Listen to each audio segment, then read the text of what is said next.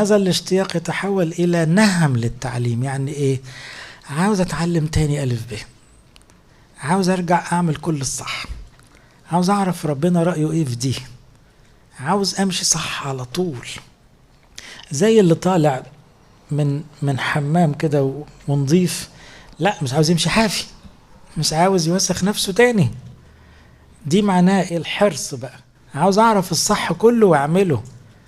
لكن اللي عنده التوبة ضعيفة مفيش شهوة فيها، بيبقى عادي، ملوش نفس يسمع وعظة ولا يعرف جديد، يقولوا ايه تاني. النهم في معرفة كلمة الله علامة توبة صادقة، تبقى انت مشتاق تعرف. يقول كأطفال مولودين الآن، بصوا دي، اشتهوا، شهوة روحية هي، اشتهوا اللبن العقلي العديم الغش كي تنمو به. فتبقى مهما كان سنك تقول أنا عاوز أتعلم من الأول خالص مفروض نعيش ازاي كمسيحي كويس، حتى لو كان سنك 100 سنة. أنا عاوز اللبن، قولوا لي بالظبط أحب الناس ازاي، قولوا لي أصلي ازاي، كله. وجد كلامك فأكلته، شهوة برضه، كان كلامك لي للفرح ولبهجة قلبي. دي كلها مرتبطة بالتوبة. أعطاني السيد الرب لسان المتعلمين، أغيث المعيا بكلمة، يوقظ كل صباح، يوقظ لي أذنا. يعني كل يوم الصبح هتقول لي إيه النهاردة؟ يوقظ لي أذنا، يصحيني، شد وداني كده برقة عشان يقول لي كلمة، خلي بالك النهاردة من كذا وكذا.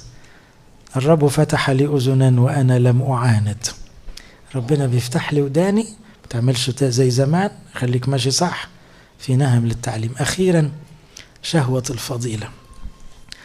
التائب الصادق اللي مشتهي الغفران، مشتهي النعمة والحرية والشفاء والكلام ده، بيبقى عاوز بقى ينتقم من الشر، عاوز يبدل الماضي بحاضر ومستقبل مختلف.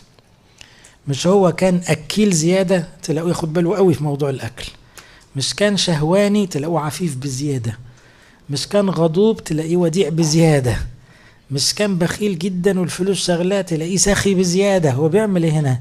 هو بينتقم من الماضي، من الخطية بالفضيلة. ودي قالها القديس بولس، مستعدين لأن ننتقم، انتقام مش من الناس، على كل عصيان. العصيان اللي عصيته زمان انت بتنتقم، زي بالظبط زكا كان عايش ملك للفلوس، بقى منتقم من الفلوس في الحركة اللي عملها دي. شهوة الفضيلة هي دي فكرة الروح يشتهي ضد الجسد. مرة ربنا قال في هوشع 8 كلمة، إلى متى لا يستطيعون النقاوة؟ لغاية امتى مش عارفين ينضفوا؟ كأن ربنا بيقول ليه يا ولادي مش عارفين تحافظوا على نفسكم أنقياء؟ ايه الصعوبة؟ كلام يدي نقاوة، كنيسة تدي نقاوة، الغفران مش صعب، السجود مش صعب، الاعتراف مش صعب، فإلى متى لا يستطيعون النقاوة؟ لإلهنا كل مجد وكرم.